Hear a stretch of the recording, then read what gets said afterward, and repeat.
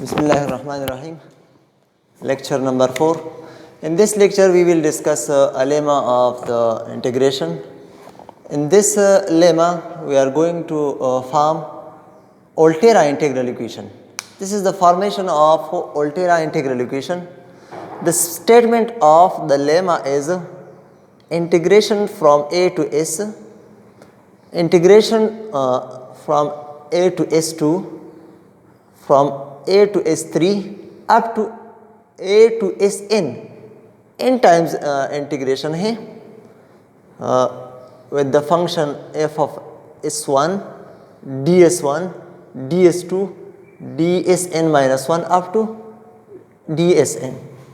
This is equal to 1 over n minus 1 factorial integration from a to s minus t n minus 1 f of t dt. सो हमें इस तरह का statement दिया जाएगा जो n time integral हो, n time 2 time भी हो सकता है, 3 टाइम भी हो सकता है इंटीग्रेशन, 10 टाइम भी हो सकता है, n के लिए एनी वैल्यू हो सकती है. हम इससे एक वोल्टेरा इंटीग्रल इक्वेशन बनाएंगे. So now we are going to prove this lemma. For any function f of st, the Leibniz rule of differentiation under the integral sign is, एक फंक्शन f of st के लिए Leibniz rule of differentiation under integral sign is differentiation of this integration from phi to psi f of st dt. This is the Leibniz rule, which is equal to integration from phi to psi partial derivative of f of st dt with respect to s plus f of s psi. अब यहाँ function में upper limit put करना है. यहाँ तो पहले term में तो सिंपल है, फाई से साई तक with respect to s partial derivative है of the function f of s t. यहाँ प्लस यहाँ फंक्शन में अपर लिमिट पुट करना है और विद रिस्पेक्ट टू एस इस अपर लिमिट जो अपर लिमिट में फंक्शन है साई इसका डिफरेंशिएशन लेना है minus f of s phi.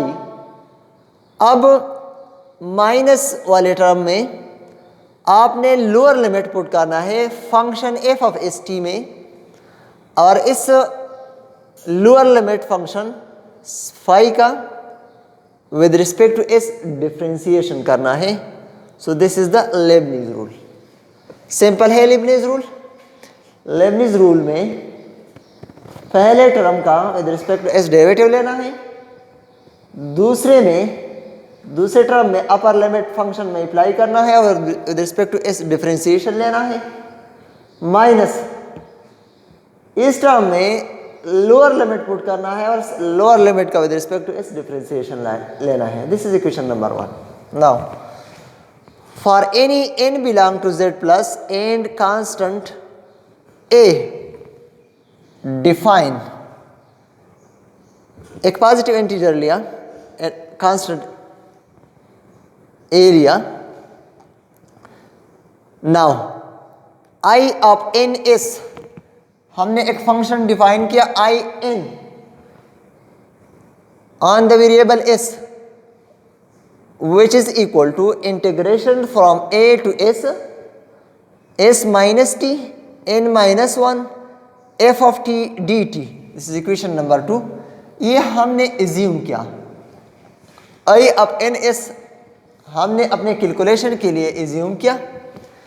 Also assume f of st, this is equal to s minus t n minus 1 f of t ये हमने F of s t यहाँ आई अब एन एस एज्यूम किया। अब एफ ऑफ एस टी एक function assume किया which is equal to s minus t n minus one f of t. This is equation number 3। Now putting the value of equation number 3, value of f of s t in 2, you will get I of n s is equal to f of s t dt। देखिए इस equation number 2 में हमने 3 से f of s t put किया। So हमारे साथ ये equation बन गया कि I of N S is equal to integration from a to s f of s t d t. Now differentiate this equation with respect to s. So d by d of s I N this is equal to d by d of s integration from a to s f of s t d t. Simple differentiation लिख दिया। Now using the Leibniz rule, using equation number 1,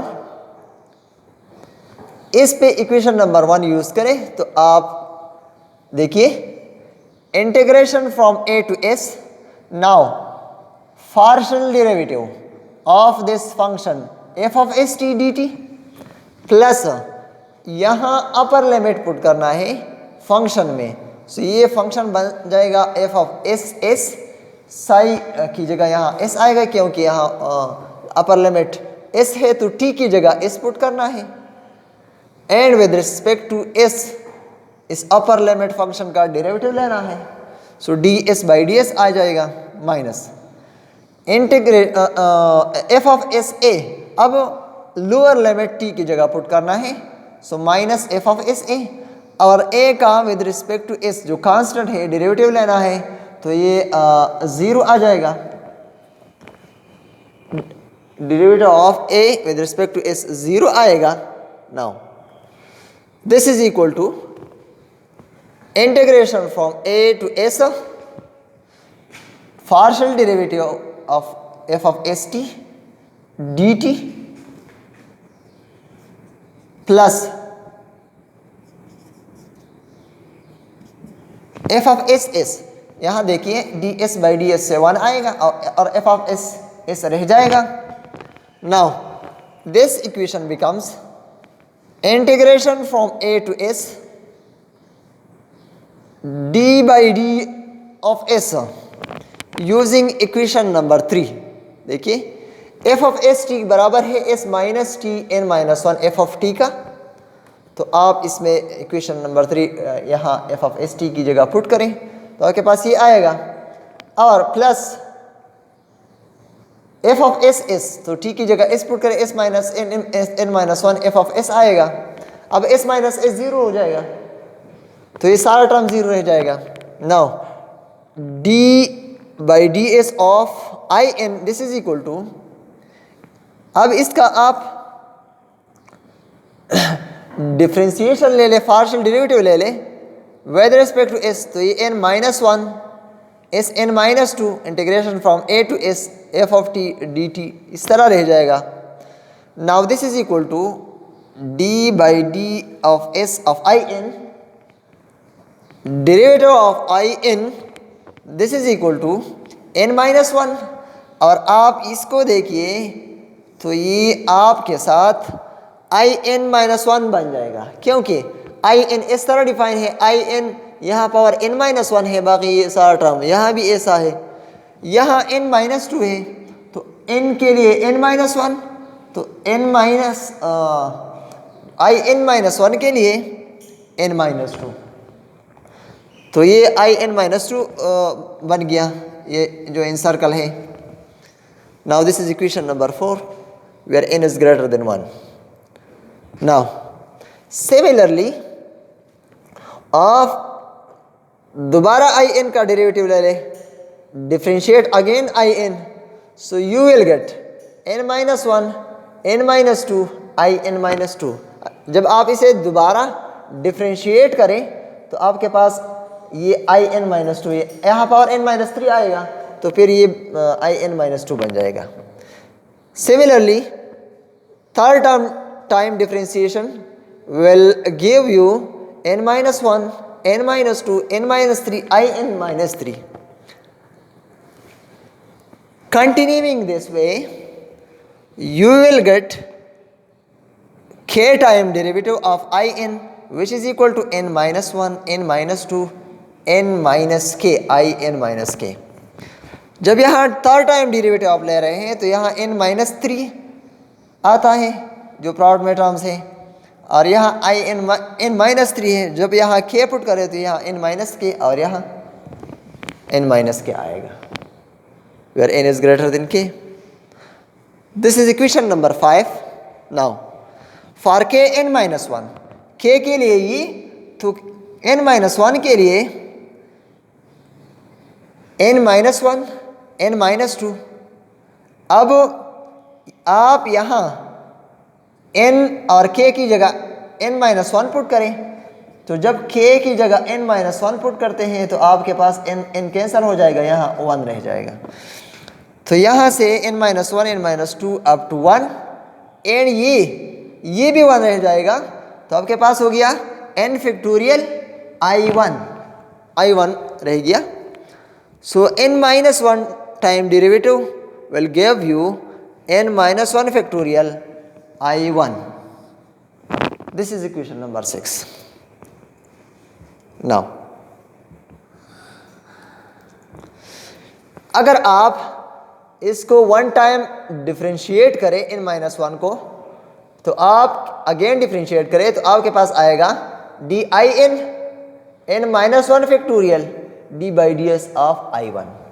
अगर आप इस equation को differentiate करें one time तो आपके पास आ जाएगा n time derivative of in di1 ds. This is equation number 7. Now for n equal to 1 n2 directly, अगर आप इक्वेशन नंबर 2 में n1 पुट करें तो आपके पास आएगा i1 of s, means integration from a to s minus t, n की जगह 1 पुट करें तो 1 - 1 f ऑफ t dt। अब ये s माइनस टी पावर 0 आ जाएगा, तो इससे 1 आएगा, तो आपके पास सिर्फ ये रह जाएगा integration from a to s f of t dt। This is equation number 8। Now d/ds of i1s, आप इसको डिफरेंशिएट करें, तो आपके पास f ऑफ s आएगा। दिस इक्वेशन नंबर 9 बन जाएगा। जब आप ये डिफरेंशिएट करें तो आपके पास फंक्शन f ऑफ s रह जाता है, और जो a वाली वैल्यू है ये सारे 0 बन जाते हैं। तो d/ds of i1 of s is equal to f of s. Now putting question number 9 इन 7, अब देखिए 7 में ये value d/ds of i1 put करें तो आपके पास यहाँ इक्वेशन नंबर 7 से वैल्यू पुट करें तो आपके पास आ जाएगा dn/d of sn in n time differentiation of in, this will be equal to n-1 factorial f of s। Equation 10 बन गया। Now from equation number 2 i1 of a, अगर आप इस इक्वेशन में a पुट करें तो आपके पास आ जाएगा f of t dt equal to 0। जब आप s की जगह a पुट करते हैं तो limit from a to a बन जाता है। अब आप जब डिफरेंशिएशन करते हैं तो आप इंटीग्रेशन लेते हैं तो आपके साथ जो लिमिट्स है इनके पुट करने से आपके साथ जो वैल्यू है वो 0 रह जाती है on the limit a, integration from a to a. Similarly, I2 by putting a becomes 0, in equal to 0. By putting a in this equation, all the in's become 0 using these in 5, in equation 5 and 6. अगर आप ये values equation 5 और 6 में use करें, so the first n-1 derivatives of in's all vanish, it is equal to a. so जब आप ये values in equations में पुट करते हैं, I1 इक्वेशन 5 में in-k, तो ये सारे n-1 डेरिवेटिव्स जो है ये सारे 0 बन जाते हैं. नाउ फ्रॉम इक्वेशन 8 देखिए, 8 इक्वेशन है I1 of s is equal to integration from a to s f of t dt. So I1 of s integration from a to s f of s1 ds1 ये बन जाता है. यहां से आप देखिए, आप जब इन इक्वेशंस में I वाले टर्म्स जो है ये पुट करते हैं इक्वेशन 8 में, तो विद रिस्पेक्ट टू a ये 0 बन जाते हैं. अब s वाले सिर्फ रह जाते हैं, तो इसको हम दे रहे हैं कि I of s is equal to integration from a f of s1 ds1. फर्ज करें कि s वाले जो फंक्शन रह जाते हैं ये integration from a to s, ये f ऑफ s1 ds1 बन जाते हैं.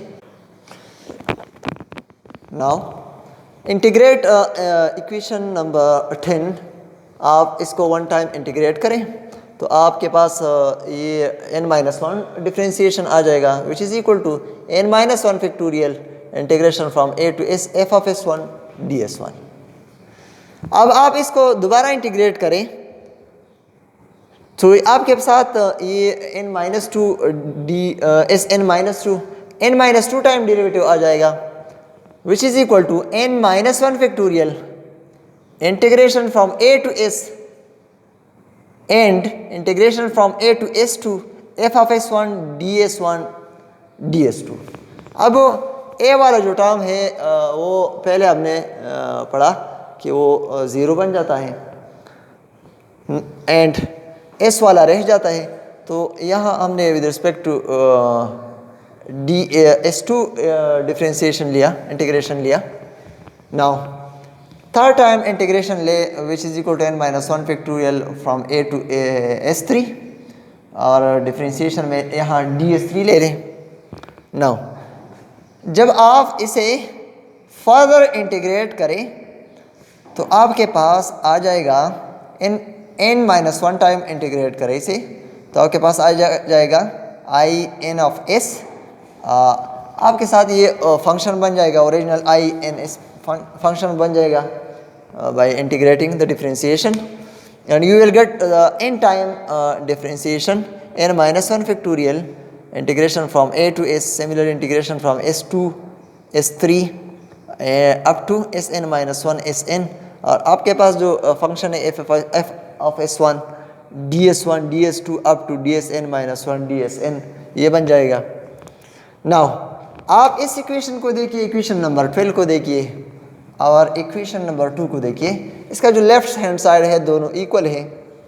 नाउ देखिए, अब कंपेयर इक्वेशन 2 एंड 12, इन दोनों इक्वेशन को कंपेयर करें तो ये आप यहाँ लिख दें, ये इक्वेशन आप यहाँ लिख दें and this is equal to equation number 2 integration from a to s minus t n-1 f of t dt.